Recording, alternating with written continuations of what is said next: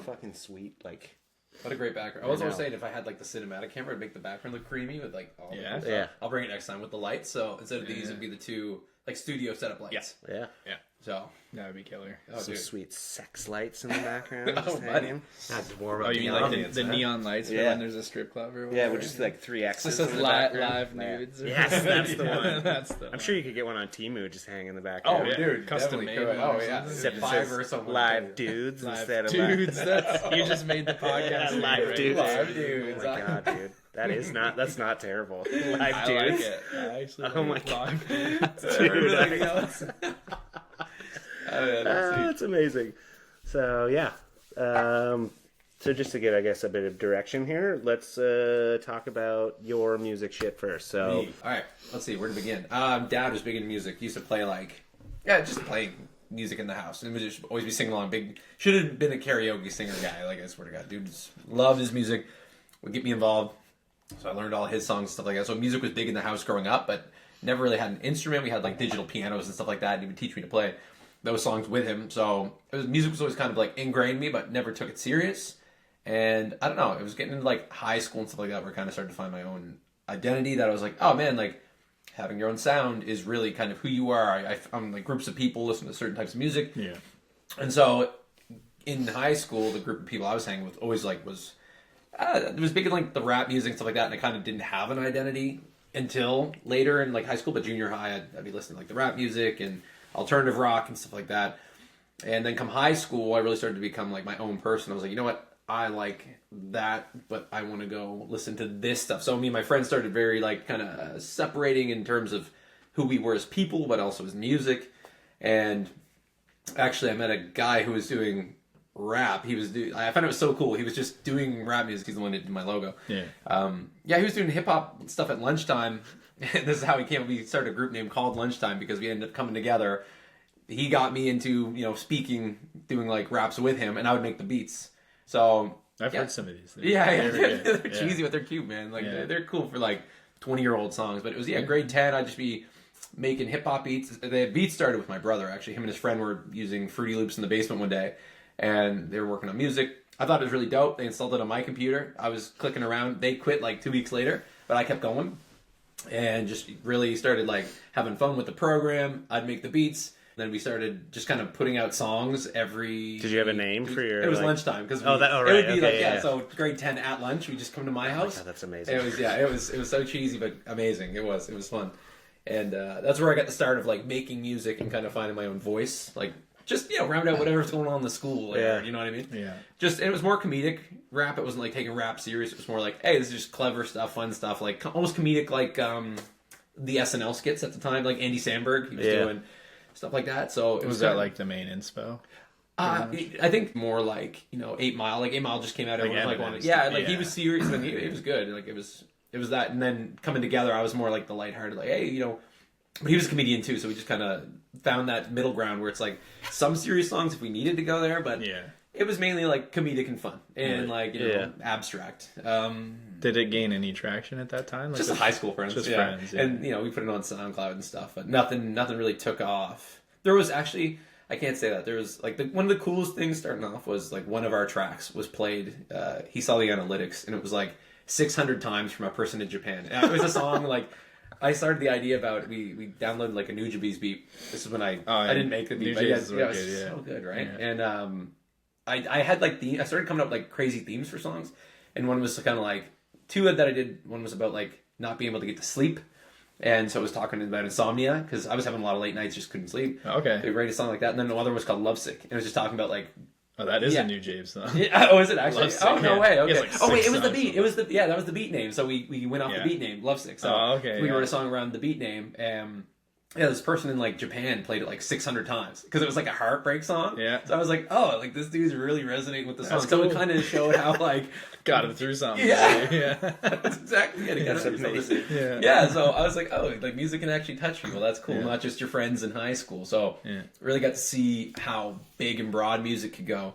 Then I started getting really into making beats, started like more electronic beats. So we kind of started to split off a little bit where he would be rapping with other people and I was really focusing on beats. I really enjoyed like moving into like dance territory yet? Or? kind of, yeah. I think that's the problem is like my hip hop beats were starting to become electronic and they weren't rap beats anymore. Yeah. And that's where it was like, you know, uncommon ground, which we could do, but it wasn't his style and my style didn't really fit with rap. And so I started doing that. I forget how we jumped to this point, but one of my buddies, he was going to festivals out in like Toronto, and he knew I was making this kind of music, and he was making music too. He was a drummer, and he told me, he's like, "Yo, you got to come to one of these shows in Toronto. They're like the electronic scene's crazy." Like, Which was Veld?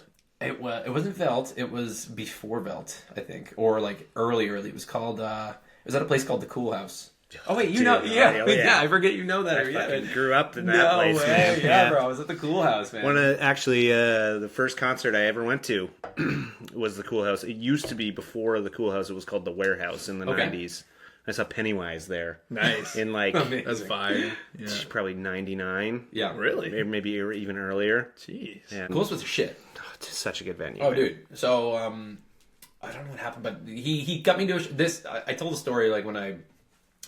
Before about how this happened, but I was going to my shift at a little wine bar, and my buddy was like, "Yo, you got to come out to Toronto this weekend." And he's like, "The show's tomorrow." I was like, "There's absolutely no way." He's like, "Dude, what if I told you I just bought you a plane ticket right now?" I was like, "Shut up!" And he was like, "No, dude, you have to come. I just bought you a plane ticket." I was like, "Are you actually serious?" And he's like, "Swear to God, dude." And he's like, "I'm going into my shift. I'm walking through the front doors."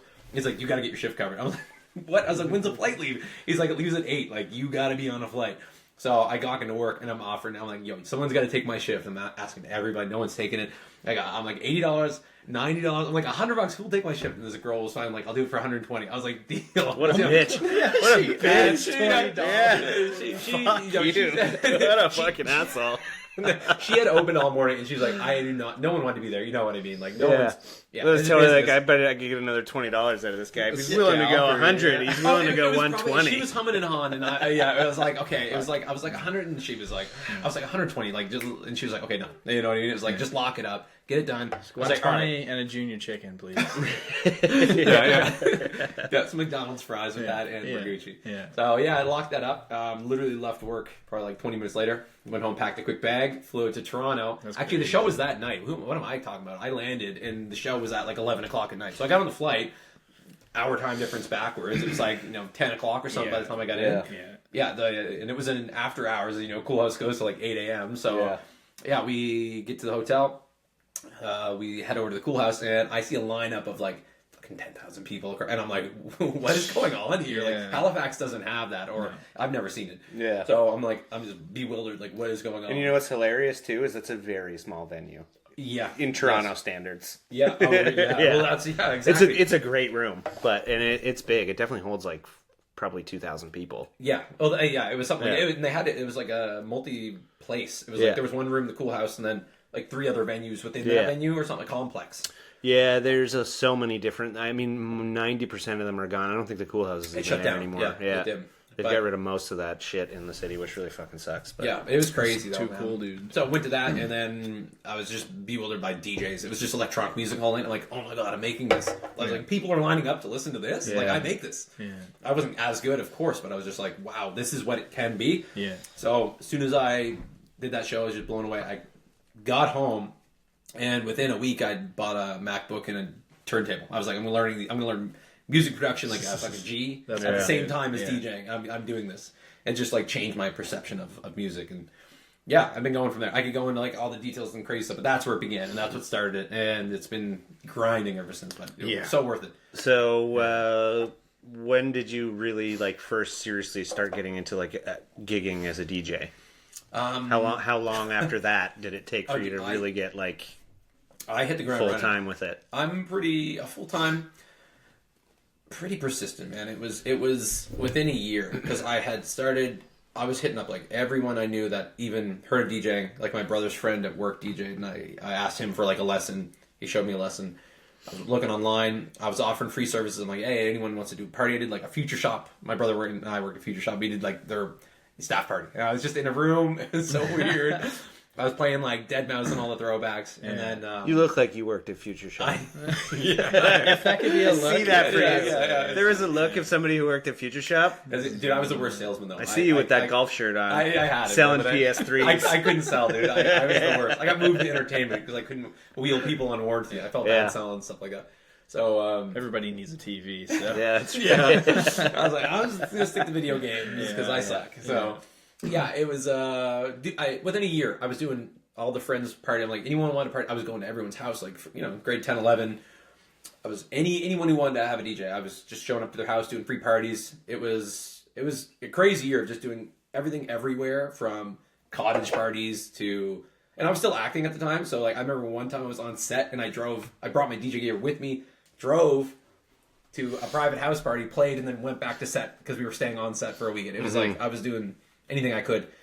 And then eventually, I forget how this linked up, but there was a guy in the city named Evan Brink doing those ticketed events. I forget what they were called at the time, but Groupon kind of events. Oh yeah. Yeah, and we got together. I don't know how what started the conversation, but he was talking about doing an event with a DJ, and I was like, yeah, why don't we like rent a venue or get a venue?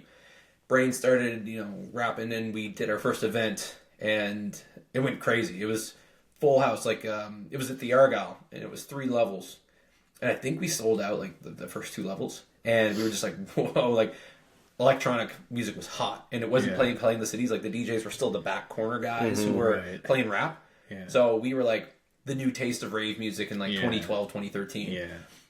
It's wild being like on a stage in front of like like that many people. Like, it's such a crazy feeling. Dude, I was scared to death. Yeah. I shouldn't have been. I had no business being DJ. Like I think that's the thing is I faced my fears of like I have severe, and I did until like even last year, even this year, man. I still get anxiety when performing. Like it never goes away. Too many times I've been on stage playing guitar in like some band or playing drums or something and being like, I am like not good enough to be here. No. Well, I think the thing is, like, I know I got the music and stuff, but sometimes I'm just, if you're an overthinker, you're just like, I can do this, they can do this. Like, if this crowd wants this, just you can get in your own head. So that's why, like, a few drinks and you're good. I'm like, all right, cool. Yeah. I used to really take advantage of that. Those and beer then tickets, all of a sudden I'd have too many and I'd be like, I'm playing guitar. Yeah. I've been turned down on stage before by the sound guy. I'd be like, this guy's Are fucking you serious? shit-faced. Yeah, when I was like 20. No way. Oh yeah, I got so fucking hammered at a gig one night. Luckily I was just the rhythm guitar, backup guitar in that band, so the rest of my bandmates could actually cover. Unplug, but my buddy was doing sound and he knew I was like just blackout drunk. Well, when you get to that point, turned me down, and I'm just up there fucking I'm fucking just killing it right now. Little did I know, my fucking turned right off. I've heard about people doing that. They dude, mute the channel. Oh yeah, I just muted the whole channel. I was fucking shit faced. I wasn't even playing the right shit. I was like 19. Yeah, that's actually crazy, dude. But yeah, it started that way, and that was it. It was just after that we did events every week, and after a year I haven't stopped doing events, but I moved into like a residency at Reflections when they switched up and moved to a new location. Yeah, and that was just like always finding a residency, always trying to stay busy. Hands in the city. And all in Halifax. All in Halifax. Yeah, I did a few events out of the city, and it wasn't until like 2018 where I got my first gig. Actually, we did a gig in Newfoundland, but I won a contest in 2018 that got me in San Francisco. Cool. Which got me a gig in Vegas. I stayed in Vegas for a month. Some really dope dudes making music the whole time. We just made music. That's insane. That's sick. So cool. Vegas is such a cool city too, man. It was trippy, insane. man. It was so weird. It wasn't what you expected. Yeah. My buddy who I was staying with was just warning me. He's like, dude, outside of you're in gated communities, and he's like, it is not safe outside of this gated community. Really? Yeah, it's crazy. Even if you go off the Vegas Strip, like up 2 blocks in any direction off the Strip, it's just like turns into Skid Row. Hardcore, because all of those people spend all of their money at the fucking casino. So like the whole like surrounding area of the Las Vegas Strip is just like bummy, gambling. Dude, it's I'm seeing the craziest stuff. Like my buddy was saying, like don't talk to people like outside of this because in the streets. Because they will come up to you and be like, hey, I need you to put drugs in the car and drive it that way down the block. Yes. And like you would be wheeled into like the crazy stuff. First thing I did when I went to Vegas, I landed at like 10 o'clock at night, checked into my hotel, and I was like, I want to get some weed. So I like just walked around, and I ended up like crossing the highway and walking through like wherever the fuck, and then was just like, maybe I should go back. You tell me I've been here sounds 20 minutes so and I'm looking sketchy. for weed. I was like, I'm just asking to get robbed right You were now. just walking around. Yeah, by myself too, and I was just like trying to find something because I went to go on a road trip to California, but I landed in Vegas because I'd never been, so I was just like, oh, I'll spend like 2 days here and see what it's like. And it is really nice. Drive through California. It was great, but like literally, like when you're on the strip, it's so safe, like so safe. Yeah, but as soon as you leave, it's just like such a sketchy feeling. It's and you could be walking where you're like safe, ends. and then all of a sudden you cross one corner and you're like, oh, I'm gonna die here. Oh, is it? Yeah. No, It's you're very right. industrial. No, it is. Yeah. Dude, you wouldn't expect it, but you go Like 2 the blocks off. strip goes down like this, and then right in like running along parallel to it is a major highway, and on the other side of that highway is just ghetto. It's ghetto, bro. Think Burnside, that never ended. Yeah, just forever. Industrial buildings, ghetto, and then desert. Where they bury all the bodies. Doesn't even make Yeah, it's crazy. It doesn't make sense, but Breaking it's so Bad beautiful over in the there. daytime, man. Yeah. You're like in a ravine. It looks like, dude, you get cold at nighttime there. Yeah. like I get freezing. Yeah, I it was gets cold. expecting it. I thought it was gonna be warm. You're in the desert. Dude, I went. It was February when I went. It was actually right before COVID, so it was like end of February, beginning of March when I went there. Yeah, and I think it was the same time. Cold. It was freezing, man. Yeah, I went to the Grand Canyon. I went to Arizona as well too, and there was like snow on the ground, and I was just like, oh. yeah. I did not know that. I thought it Yeah. was just like warm 24/7. No. Freezing, bro. I will say though, when I left Vegas and I drove into California, I went to Death Valley and I went hiking in the desert nice. in February, Yeah. and it was like 40 degrees. It was so hot. Okay. It was That must have been so beautiful. hot. It was cool as fuck, Dude. but it is like in the summertime, it gets like over 100 degrees there. That's Like actually it's crazy. fucking Really? insane. Yeah? Oh, okay, Yeah. I didn't see that as warm peak. Brandon, you ever been out that way? No, I've been to Detroit in the States. That was it. Yeah. What did you do it there? As a kid, we saw a ball game. Oh, cool. That's actually dope. Yeah. That is sick. Other No, than you that, have to get just out that way, Canada, though. man. It's cool. Yeah, I know. Even me, I wanted to drive to California while we were there because it was a 4-hour, but I Yeah. ended up staying back, and my buddy drove out.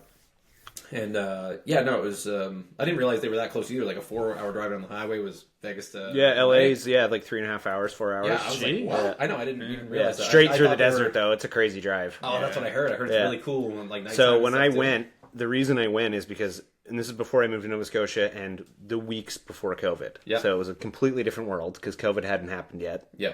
And I was really heavily considering moving to California. But I Jeez. had never been before. Okay. So in my head, like my you'd whole fit in life, there I for was like, sure. oh, I want to Yeah, move to LA. I want to move to LA so bad. Like, but I'd never been. So Yeah. I was like, I'm going to go to California. I don't want to just move to another country. Yeah. And, move to LA and be like, oh, I hate it. Right? Yeah. So I was like, I'm going to go to California. I'm going to do a road trip around the whole state and see, like, if I were to move here, where would I want to live? So I flew to Vegas, spent a couple nights in Vegas, and then I took a bus tour to Arizona, went and saw the Grand Canyon, and then came back to Vegas and rented a car, and then I drove through the desert of California all the way up through, like, landlocked California, Bakersfield, Fresno, all the way up to San Francisco. Okay. And then spent a couple days in San Francisco exploring, and then drove the entire Pacific Coast Highway all the way down to San Diego. But I did it. San Diego, I that's did where I that went. over like a week. That's cool. Just like bumming around on the beaches and checking shit out. And I spent like 4 or 5 days in LA, and then flew home from San Diego. Yeah. But to be honest, the place, if I were ever going to move there, Santa Cruz. Really? Is Yeah, Santa Cruz. exactly. It's like the very like stereotypical, like everybody's got fucking blonde hair and they're on a skateboard and they're like, "What's up, bro?" Like it's like the most That's like what I chill. pictured. Really? Yeah, like Santa Cruz. Yeah, man. dude. For cool me, with it. if I were to ever move there, it would be in and around that area, which is like Santa Cruz is like basically just underneath San Francisco. Like San Jose, Santa Cruz is all kind of like right there, and San Francisco is like the. I think I said San Francisco earlier, but I went to San Diego. San Francisco, I hear, is a big music city. It's It really is, Yeah. and Yeah. it was really fucking cool. And of the major cities, San Diego, LA, San Francisco was definitely the coolest. Really? You do not really, I don't think, want to spend a lot of time in San I have Francisco a few right friends now. out there. They say it's still a vibe. Yeah, I mean, in it's terms of, cool like, from. electronic I mean, DJ and things. again, I haven't been there, so I don't really know. This is just, but from what I've heard, it's like Yeah. just so riddled with crime and fucking addicts and just Oh. like, dude, it's like just so bad now. Like, there's a lot of like retail businesses that are just like pulling out their brick and mortar, completely out of San Francisco because they're just getting robbed every day in blonde daylight. So like stopped like enforcing like misdemeanor crimes under like $1,000 or whatever it is, right? So now people are just outright like robbing stores in the middle of the day. Dude, I know. It's like a crazy problem there now. Yeah. Oh, dude. Apparently, like I don't know. Just throwing the states under the bus, but apparently everywhere, like even in Canada, they're saying in Toronto, same things are going on now. Oh, dude, well, I mean, look what just happened to me when I was there. Yeah. I just got my car, for everybody that isn't a part of this story, these guys already know it, but I went to Toronto over the Christmas holidays, left my car at a Tim Hortons parking lot overnight, and a tow truck company took my car. I mean, technically they legally towed it, but it was a very sketchy scenario. The tow sign was like behind a dumpster on the wall, and they basically stole my car, and I went in the morning and they sold it back to me for $400, and it was just like very legal what they did, but very sketchy. Well, you said the dude was like in jeans and like... He just pulled up in his regular car and, pulled out his phone and was like, Apple Pay on his phone. He had the Square like payment thing on his phone, and he's just like, give me $400 and I'll give you your car back. Arbitrary numbers. Oh, dude, that's so dirty because it could have been like 1,000, and you would be... And that's how like over a barrel he had me. I'm like paying this guy $400, like thank you for keeping my car safe and not charging me for not towing it across, anywhere. It was luckily only a few blocks away. Yeah.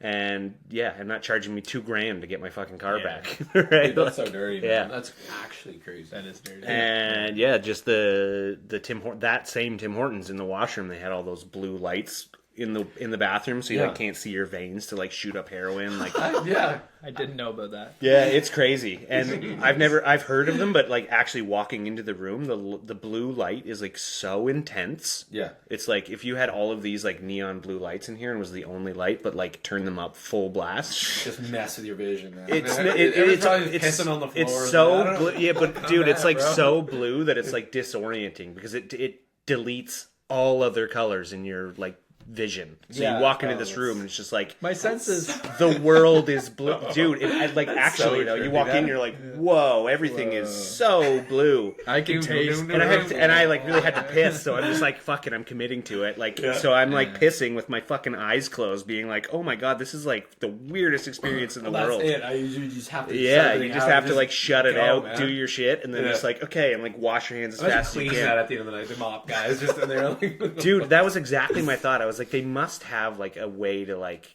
switch this to like normal lights for them, because I would not be able to like clean that bathroom or be in there. Like you can't even be in there for like 5 minutes. I couldn't even imagine going in there and trying to take a shit, dude. Like it's so like intense blue that it like hurts your head. And this is just a Tim Hortons. This is just a regular Tim Hortons, and they're fucking everywhere in Toronto. They're everywhere in Toronto, man. Yeah, when if your city's getting to that point, you got some trouble. Like that's crazy. You know what? It's like, I mean, tons of major cities, but it's just like the direction the fucking world has gone in now. I mean, drug addiction in major cities has always been an issue, but like it's like, we're going back to like the 80s crack era right now with the shit that's going on. No, you're not it's wrong, insane. Man. But I get it. Extreme poverty, extreme. Yeah. It's gonna.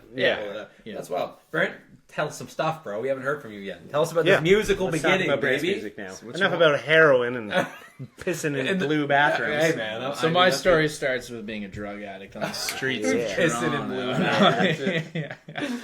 He's the reason they have blue lights. I discovered rave in a Tim Hortons bathroom. No. I was like, what if these lights, these blue lights were just flashing? You walk in and take a piss, Brant's just in there with glow sticks, just like, man, this is a vibe. Yeah, all right, my hands on the fucking faders, making the lights go wild. Some guys just like in the corner, just like, yo, I'm feeling this, man. Yeah, just keeps missing. Like, what time is it? Just jamming it in his arm. I don't even care if I find a vein. No, savage, man. It's no worse than getting blood work done. Man. You're not wrong, bro. Fuck that shit. I hate blood. Dude, last time I had blood work, I fell on the hospital floor. Did you actually? I almost passed out too. I was just like, well, I am going to pass out. And she was like, it was this woman, she could tell, she's like, you're such a bitch. She was honestly, that doesn't bug me at all. I was like, yeah, they gave me like a cookie and a juice box. Pretty sure the person who held me up was like a cancer patient or something. Yeah. I was like, here's a cookie. You want a juice box, you little bitch? Exactly. I asked for 2. I was like, can I have 2 of those? Because I'm going to need... I was just like, what is these stuff? Yeah. Well, that's the thing. I didn't eat breakfast, and then it's like she took like 10 vials of blood, and it's like, well, that's a lot. Yeah, exactly. 1 for the doctor, and 9 for me. 2 for me, and 1 for you. Yeah, basically. Ah, shit, that's so funny. Anyway, I was just walking out, and I'm just like, where am I? I wake up, I'm like, where am I? You got no blood left. What's going on? Yeah. Who took my blood? All the blood is outside of my body. Yeah, that sucks though, man. That's crazy. Yeah. And that's how he became a musician, man. On the street. And then that was it, buddy. Yeah, that was it, man. Nah, bro. That's the origin, man. The origin? Yeah, that's what we want. That's what we want. I want to hear it, dude. Because look at the setup, man. You got all this cool stuff, and you got an aesthetic too, like what started to sell. Oh yeah, buddy. Yeah, this is Brant's basement of his house. This is my basement. This is a sweet, like...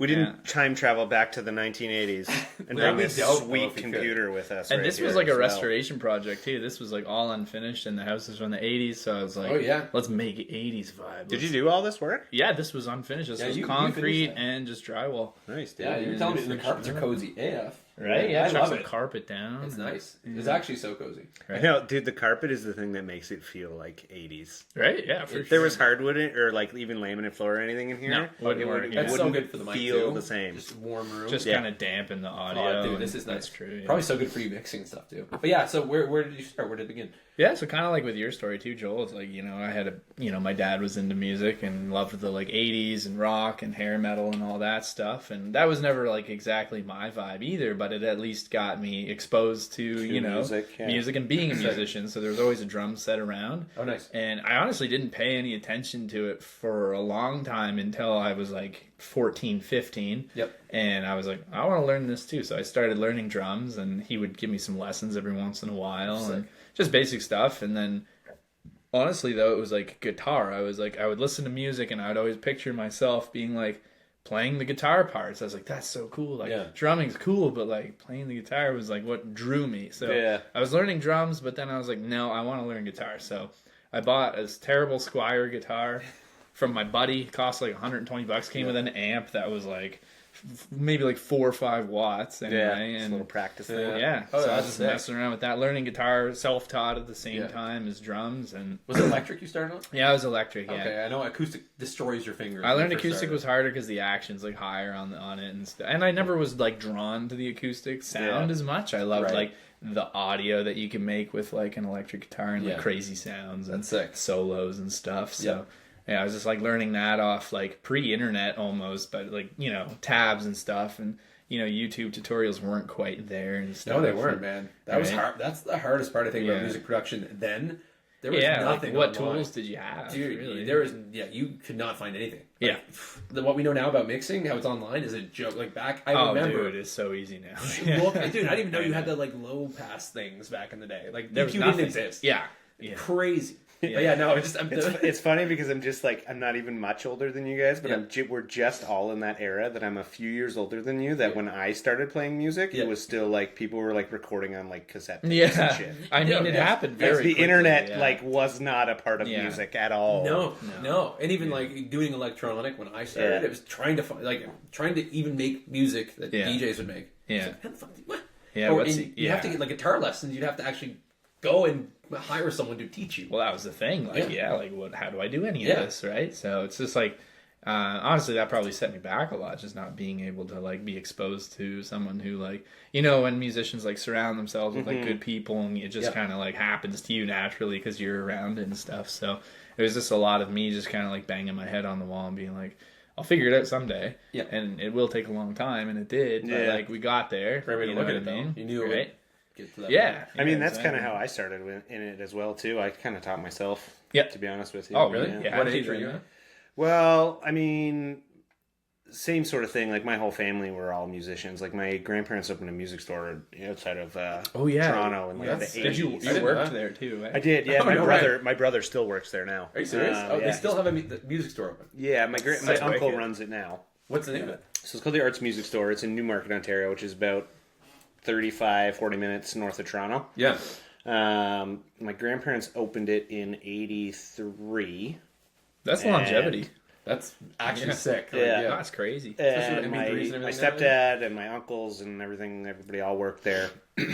And then when my grandparents retired, one of my uncles took the business over and has honestly done more with it than anybody. If anyone else in my family had have taken it over, it probably would have been ran into the ground by now. Crazy. There is, however, another major music store, which is about half an hour away, and it's like a mega mall. Like, Oh, really? It's not even like a on pause shop kind of thing? it definitely was. Okay. But they've been around since the probably 80s as well too, and I have now expanded to like this Grown big. huge mega mall. It's actually crazy, their music store. Ours is really nice, and it's a big, great store, but it's like a store. You walk in, it's like a Lime McQuaid, their guitar section, this and that. Yeah. They went so over the top with it. Oh, no. This sounds like It's- a movie. You know, when you get the mom and pop shop. Dude, and that it's place literally, goes way too dude, far. I'm not even Hallmark kidding. movies. Dude, I'm not even kidding you. It's a mall. You walk in, and the concept is really fucking cool. But it's like you walk into a mall, and you know how the mall has all the little different stores or whatever? Yeah. Each one of those little stores, like there's a guitar store, there's a drum store. Oh, come on. For Yeah, real? Yeah, That actually sounds it's sick. Come on. dude, Come on, no. it is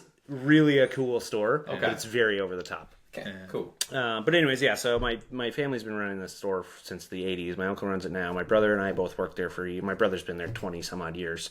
Yeah. And I worked there for probably 3 or 4 years when I was in my early 20s. So music's in the veins, man. Yeah, Big time. but That's it. Yeah.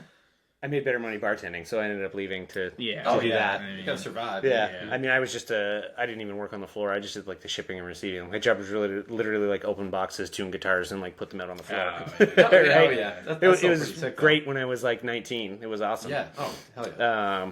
But yeah, I found bartending was tenfold the amount of money. So We all got there some. We're Yeah, all in music. exactly. Yeah, we We're all all got there. yeah. We're all there. to serving Yeah. and bartending. Anyway.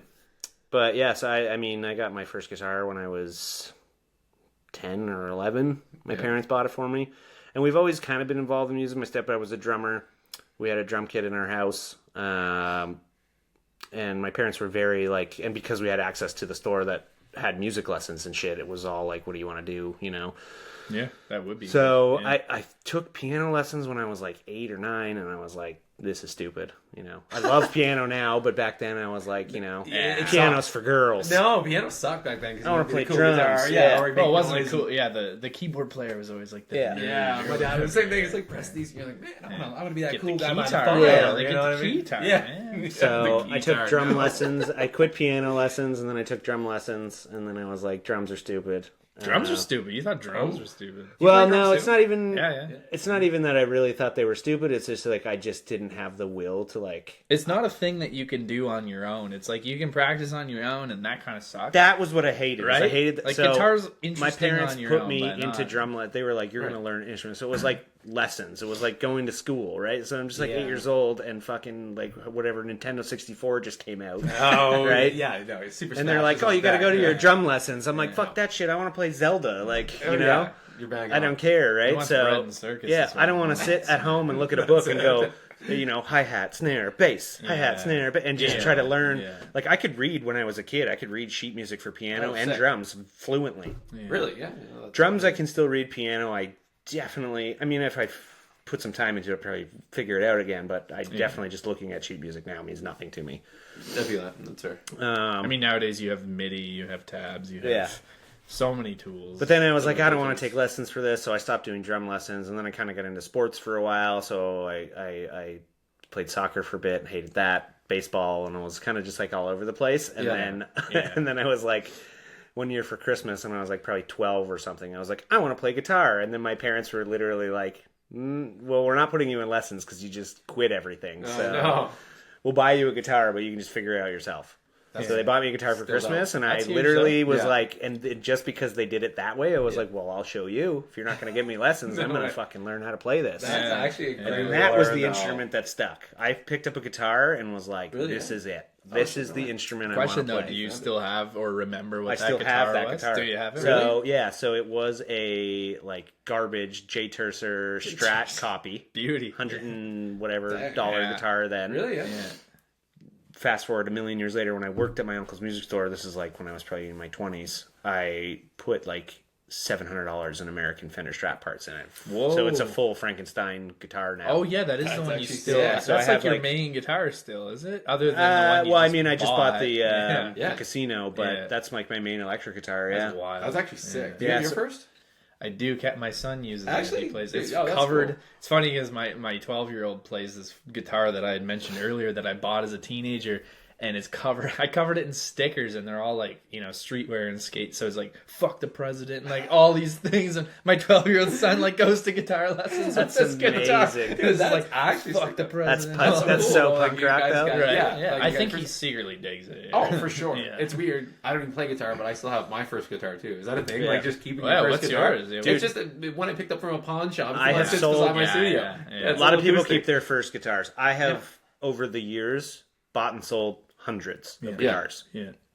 I will never get rid of that one ever. I know what you mean. It's a. piece I of history. also have the very first guitar I ever bought with my own money, which That's was a cool. Taylor 110, in like 2004 or 5. That's awesome. Though, yeah. That's And actually sick though. I don't even really play it anymore. My brother and I got fucking drunk at one of at a cottage one day and fell on is it and going snapped the on. headstock off of it. Oh, I got one of my buddies to fix it and like weave it all back together, so it works fine. But glue the headstock back. yeah, I have a buddy of That's mine so who was funny. who was actually the repair guy at my uncle's music store. Yeah. And I literally brought it to him and like the headstock, like, and it was like splintered, like, and he That's like, Doc, my finger Dude, came off. he fucking Picks me book up. matched like all the wood perfectly, every Okay. splinter back in together, No and then way. built like this like bracing over the back I of want to it see a out picture of of wood. because that sounds dope. Yo, it's crazy. And he Can you fixed notice it. it? Or From looks the pretty- front, no. From the back, it Yeah. has like this little dovetail, like Yeah, like piece glue of wood. marks or Like, something. well, not even that. He's got like this. It's like a support place. So he book matched it all together, glued it, and then he, just to make it extra secure, cut out like an actual piece of rosewood. Yeah, And cool. just glued Puts it on it the over back top as like of it. a brace. Yeah. So it's got like this almost like little badge on the back of it now, Yeah. but it's That's actually like- just yeah. like holding the Fix the crack shit. together. Yeah, that's actually But sick. fixed it so well that it's like stronger. Like you can hang it from a headstock and everything. It's like stronger than it ever was. Excellent. I don't really play it anymore just because it's doesn't plug in. So I just have it in a case, and Oh, okay. it's so old now, and I never took care of it. Like I never used to humidify it, so it's kind of like Oh, yeah, okay. gotta- The neck gets. yeah. I mean, it still sounds good, but it's just like it needs some work. And I have like 5 other guitars, so I'm just like it. It's there, chill. It's found its way just in the case in a closet now for the last like a million years. Yeah, cool. Yeah, so my guitar situation was like I had bought that Squire Strat copy, super bad, super cheap, whatever. And my dad had an old Silvertone, like Sears 70s guitar, Yeah. like made in Japan 70s. And that was cool and stuff because it was old, but it sounded terrible. And me and my friend would just like down tune it and make it like a metal guitar just no way. for fun. And it sounded wild. And then just last year, 2024, on the wall to the left of Alex there, I finally bought my dream guitar. Yeah, you can bring it into view. So nice. An American Jazz Master. This is factory, except I switched the pickups to 60s vintage Jazz Master pickups. I love that you guys both can play. And the strings are reversed, so Alex, who's right-handed, can play it fine. Oh, even actually? though it's a left-handed guitar. Seriously? Yeah, Oh, sick. yeah. So I learned by flipping the guitar. I took a right-handed guitar, flipped it over, and just learned everything upside down. What? Love it. So Really? now, Love it. when I play a left-handed Fucking guitar, Jimi strings Hendrix flip. over here. Yeah. Well, I don't know if Jimmy flipped them. I don't think he did. I No, he think played. He could do both. I'm pretty sure. No, he had his Strat was definitely a. Would he flip it? Yeah. He would flip it, but the strings He would be restring it. different. Yeah, he would string it that So way. he plays normal, but it's an upside down. Yeah, he's playing the guitar. guitar upside down, Yeah. but restringing it backwards. Yeah, So, he'd so I'm the he'd opposite flip the there, bridge yeah. and the saddle over. Yeah, Wild. yeah, exactly. So anyway, like just that year, I bought that guitar, and That's sick. I had a Jazz Master before. It was an American one, but it had problems right from the factory. Like the neck was warped. It had under warranty. They put a new neck on it, and it just didn't sound like a Jazz Master. It wasn't what I wanted. So I ended up selling it because I was getting into electronic music, much like you, Joel. I was moving away from the rock stuff. Discovered like I really liked like the ambient sounds and atmosphere and stuff, and so I was listening in my teens a lot of stuff like Sonic Youth that were using guitars to make wacky, crazy noises. And then I discovered synthesizers, and I was like, why am I using a guitar to make sounds that a synth can make? Yeah. So I went and bought. There was one synth before this one, but it was a Korg MS-2000, like a digital synth.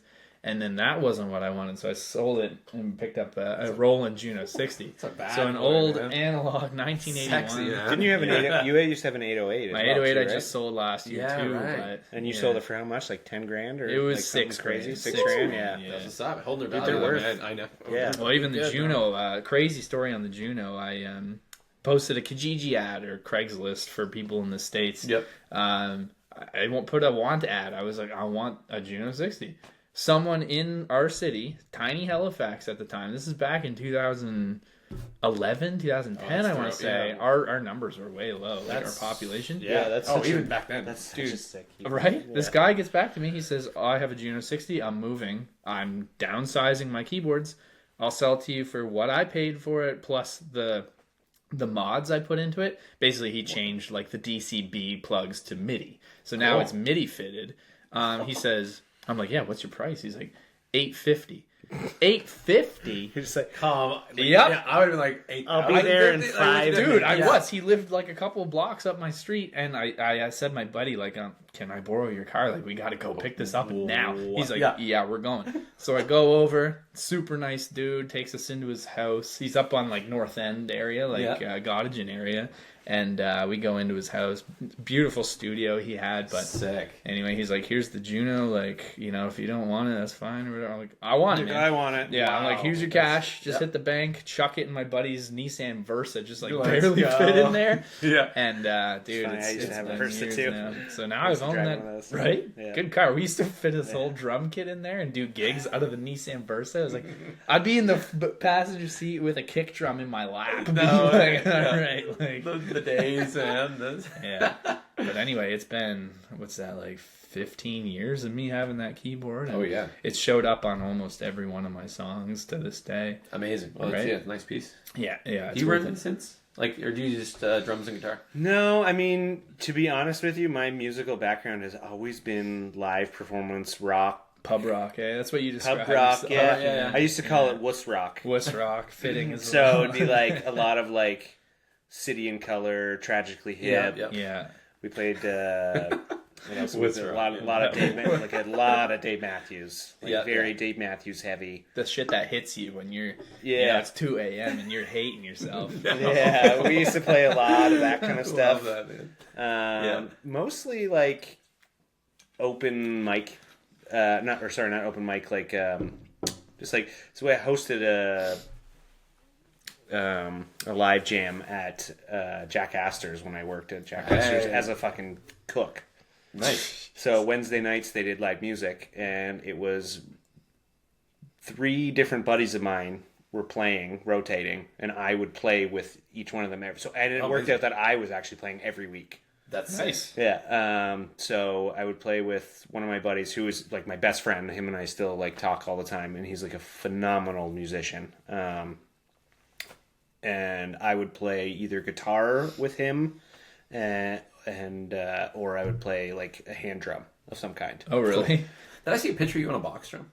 Yeah, I used to play. Oh, that's his Facebook profile. Yeah, I I'm pretty used to sure. play consistently either djembe or cajon in like a They lot sound of good, different though. bands. Yeah, they Oh, sound that's good. amazing. Because it was just easier than setting up a full drum kit for Oh, like if yeah. you're just playing like a bar gig at like Jack Yeah. Astor's or something. Yeah. I also did not own a drum kit back then, so it was just like, you know. Yeah.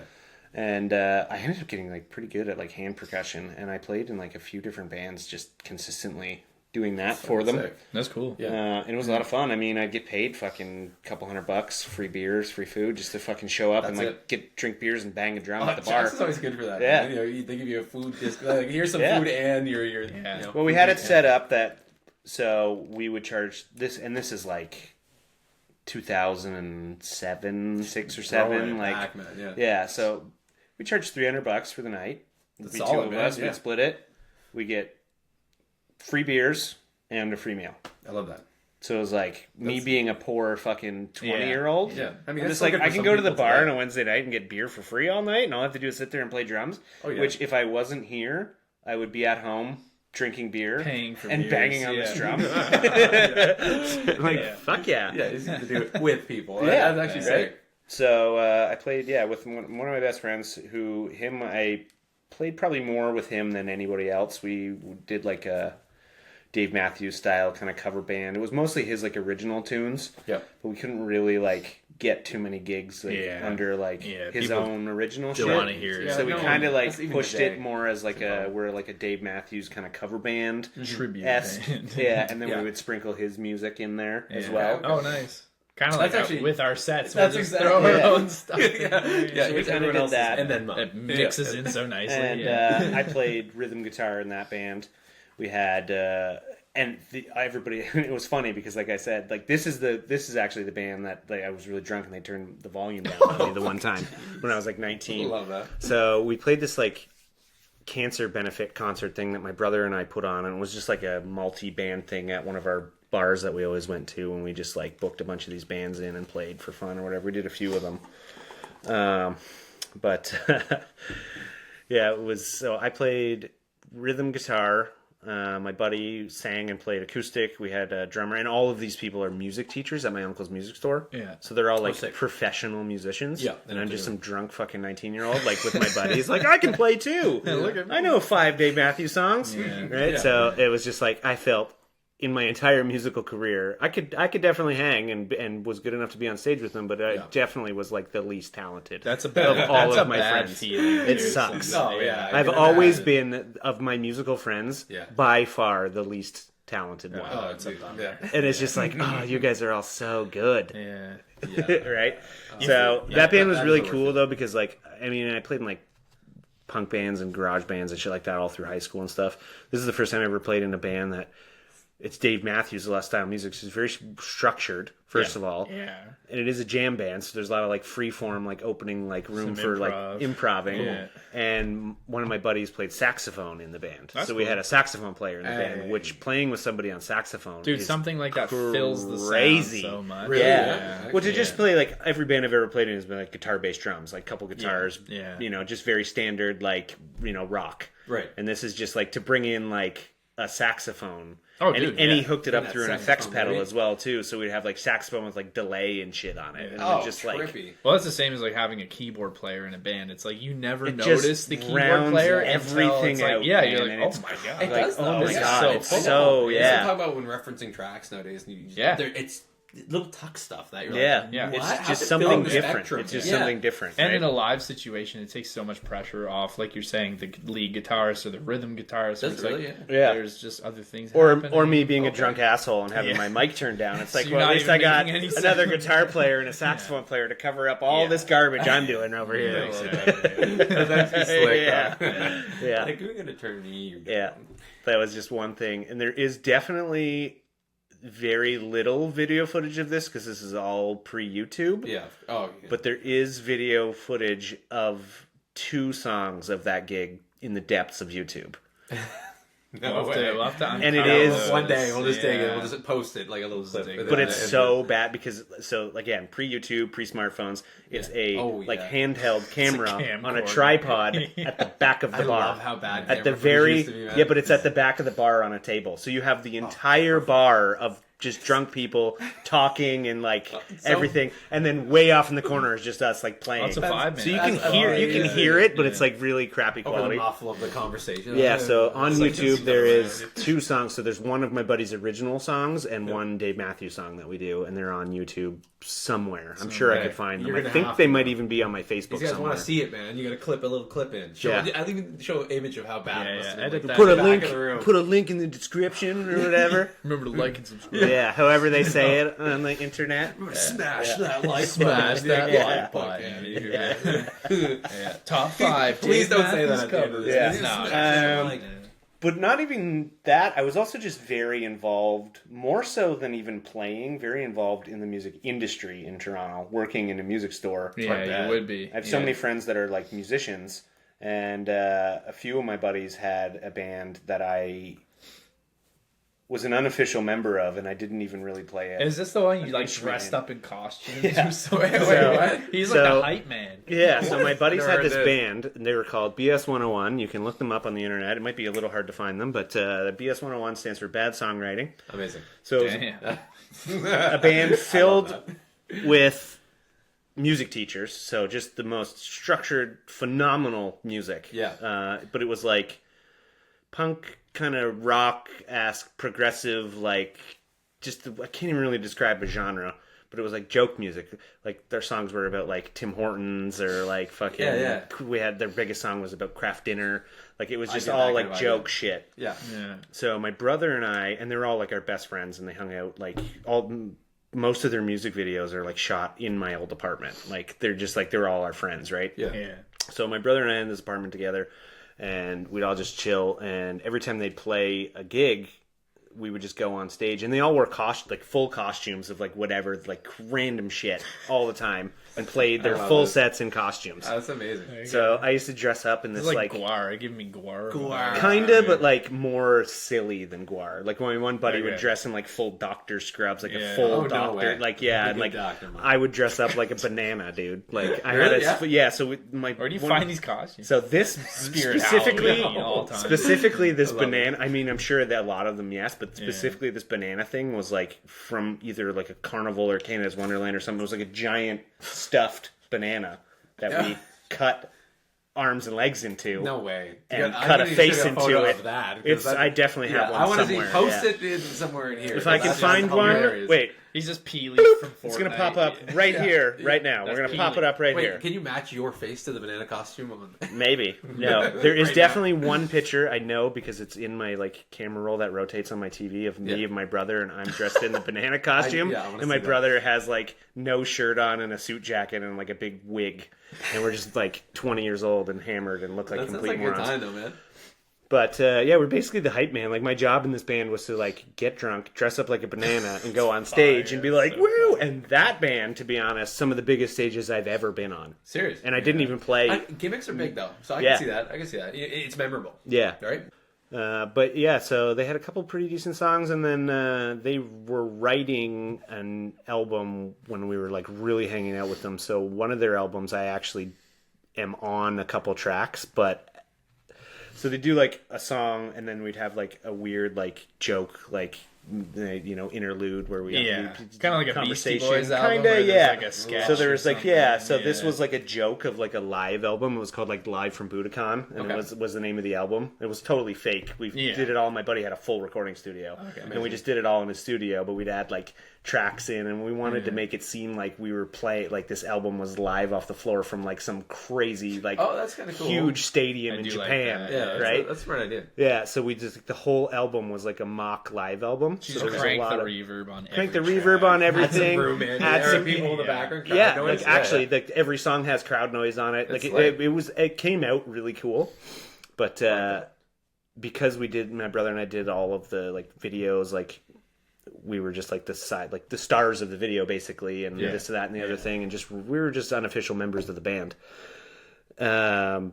We had our own, like, stage names. Nobody used their real names. Cool. So I don't remember what my brother's was. My name was Scott LaDouche was my name. That was my name in the band. Yeah. Scott LaDouche was my name. Everybody in the band had some weird fucking name. Yeah. And it was just all jokes, and it was really, like, such a good, like, era, dude. Yeah, that's a thing. We were all, like, early 20s, like, and all we cared about was just, like, music. No, that's actually so we all worked at the music store together, right? So we all just hung out at my house and shit afterwards. But dude, this just reminds me of, like, the struggle with being an artist nowadays, and, like, you can't just do the music. It's like you gotta make a funny TikTok, you gotta make a funny Instagram. It's crazy now. And, like, that band shows that, like, it's always been that way. Like, you can find success not through music per se, but maybe through humor. Yeah, or, so like, I mean, I can't really call the style of it punk rock, because it was definitely had some prog, like, feels to it. Because my buddy, the guitar player, was like, it's pretty good. Eh? He was